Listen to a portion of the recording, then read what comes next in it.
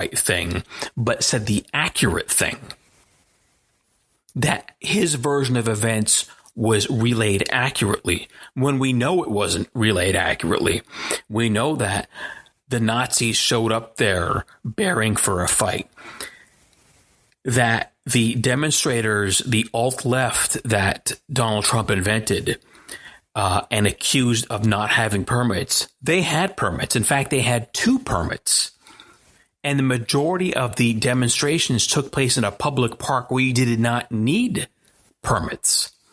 If you are a member of the Republican Senate or the Republican House, if you are a GOP voter and you claim that you're disgusted or disappointed in what the president had to say, if you believe that your party is actually fine, that your party doesn't have a racial issue, I don't know how you sleep at night knowing these poll numbers. I don't know how you sleep at night knowing that Donald Trump, who has accomplished literally nothing, had his ratings go up by 6% after he sided with the Nazis in Charlottesville. I don't know how you don't tear up your party card and go, you know what, I may still be a conservative, but there's no way I'm associating myself with these crazies. There's no way that I'm associating myself with these bigots. There's no way that I'm going to continue to pour my blood, sweat, and tears into a political structure that is now genetically white supremacist, because the actual nuts and bolts of the party depend on it for its survival. When I look at all these politicians on TV pretending that somehow them admonishing Donald Trump, first of all, I've said this before to people, it doesn't matter what Donald Trump says or does. It's the base of the party that determines the essence of a political movement. If the base of the party is progressive, the political movement's going to be progressive. If the base of the party is conservative, the political movement's going to be conservative. If the base of the party wants to be inclusive, the political party will be inclusive. If the base of the party seems to only care about a president when he is bashing Latinos, when he is bashing African Americans, when he is yelling and screaming, it tells you everything you need to know about where that political party is going to go. It tells you that there's no philosophical underlying engine to this thing. It's rage, it's white supremacy, it's white anger, it's a backlash, I guess, against immigrants. Why, I have no clue. It's a backlash, I guess, against liberalism. But that's all it is. It's a backlash. It's rage. It's not a political party. It's not a political movement. You cannot have a political movement based on anger, based on resentment, based on disliking the other guy. Today, Ann Coulter tweeted something that really surprised me. Again, I shouldn't be surprised about this, but she tweeted, quote, that we have our leader back. And it's fascinating because Ann Coulter is one of these weird conservatives. I never know whether it's performance art or not. But over the last several months, she's actually been extraordinarily critical of Donald Trump because she said, you haven't built the wall yet. You haven't gotten rid of Obamacare yet. You haven't passed a tax bill yet. And what gets her back on Donald Trump's side? That he stood up for Nazis and white supremacists, that he stood up for defending Confederate soldier statues around America. That's what gets her back on his side. And again, if you look at the poll numbers, that seems to be what riled up the GOP base over the last week, because his poll numbers went up by 6% in 7 days. That is a huge bump given what happened.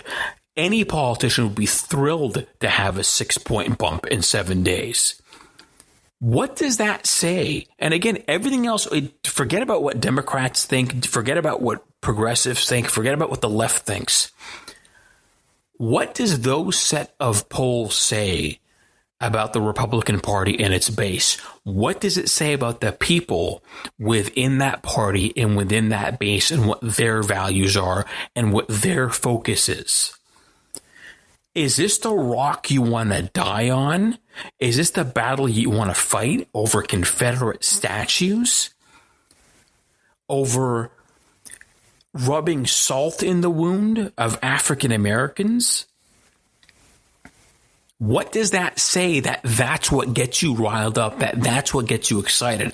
I can honestly tell you, as a progressive, as a liberal, if a Liberal Party member or a Democratic Party member ever said anything like this, I would turn in my card and walk away. I'd say, thanks a lot, guys. I'm not a part of your party any longer. If a liberal or Democratic leader spent a week like Donald Trump has spent, I guarantee you the poll numbers would go down. They would not go up. I have no clue what's going on. The conversation that I think I would love to see on national television, I know it's not going to happen just the way the media functions, but I would really love to see people ask, what the fuck is going on with the GOP party and how are they going to manage their base in the years to come?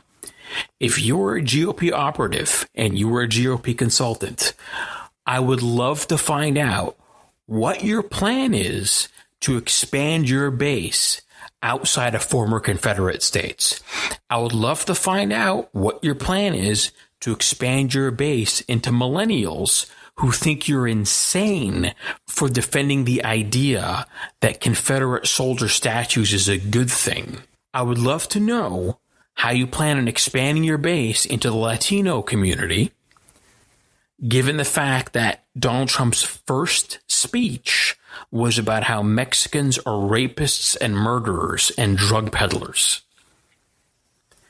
And that was his first speech, and everyone jumped on board when he said that. How can you moderate a party when the base of the party has lost their fucking minds? Where does the GOP go from here? I know where I think. I don't think they go anywhere. I think they just double down. If I'm Donald Trump, if these polls, he must be thrilled. If I'm Donald Trump, I'm doing backflips tomorrow morning. If I'm Donald Trump, I'm holding a press conference tomorrow morning and shoving these poll numbers down the face of every journalist in the room, because he has every right to say, you see, I was right.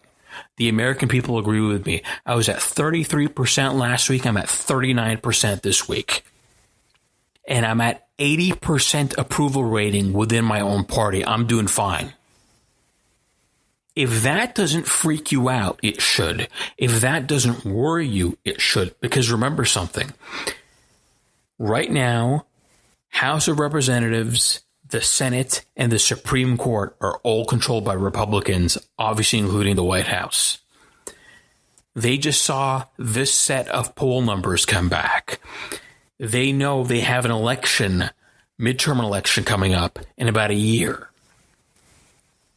You have no reason to moderate your tone. You have no reason to reach across the aisle with these numbers. If anything, these numbers prove that Donald Trump's instincts on the Republican base was right all the time. That what the base wants is a rage factory. What they want is bashing immigrants, bashing African Americans, bashing Latinos, bashing the drums for white supremacy. Again, I've never had much faith in our species. And this is one of those days where I feel justified in saying that if there was a way for us to globally take a pipe and stick it into the exhaust of a car and put it in all our collective windows and just go to sleep tonight, I would absolutely recommend doing that, because I don't understand how we get out of this mess moving forward. I don't understand how we as a species could move forward when the de facto superpower in the world has Donald Trump as your president and had his rating go up by 6% after the week that he's had. What does that say about where this planet is going to go? What does that say about where America is going to go? What does that say in terms of how he's going to deal with North Korea and nuclear weapons and Iran and Israel and ISIS and the UKIP and all those other? I don't know what he's going to do. Given what these poll numbers are going to say, what will this encourage him to do? What will this encourage the Republican Party to do? Democracy is supposed to be a moderating force. It's supposed to guide a president, guide a leadership in terms of a more balanced approach on things, because by default, you sort of have to have that happen. This is the complete opposite.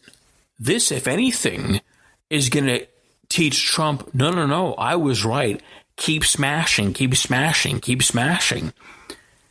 He was criticized by almost everybody in the Republican Party over the last 48 hours. If he does not tweet these poll numbers out to everybody and tag Mitt Romney, Mitch McConnell, John McCain, Lindsey Graham in them, I'd be disappointed, because that's what I would do if I was him. If you call yourself a moderate conservative, my question to you is very simple. What are you still doing within the Republican Party? You have no home there. You have no base there. They are not interested in your opinion. They are not interested in your philosophies. They are not interested in your worldview. Unless you're yelling and screaming. If you're using any bit of your neocortex, that party is just not for you. They're not going to understand it. They're not going to appreciate it. They're not going to like it. They don't want to hear about it. What are you still doing in the Republican Party?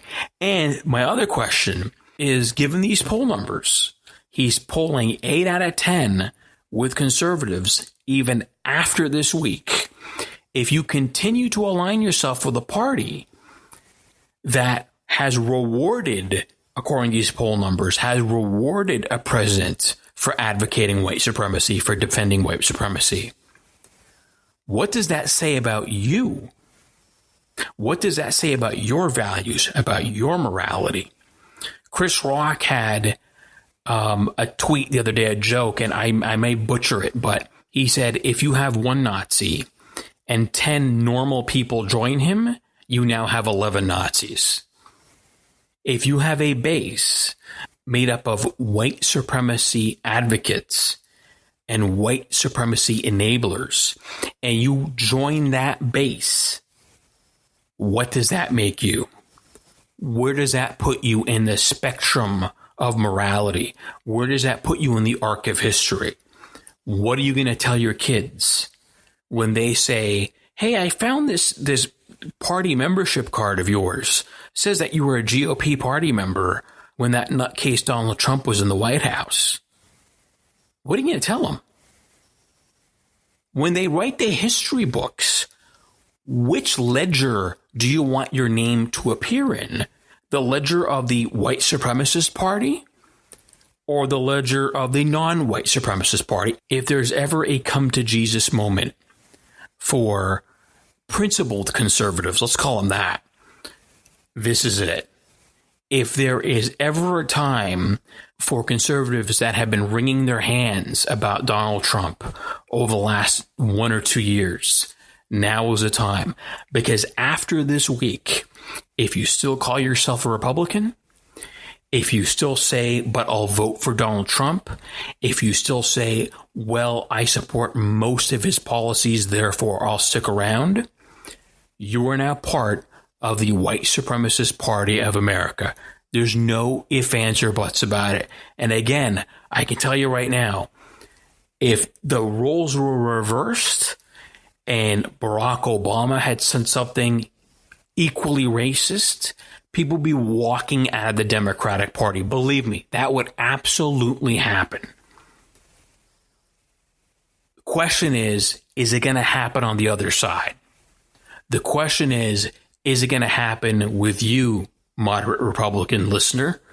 Are you going to get up and say, you know what, I can't be part of this any longer? I can't have my name on that ledger when history writes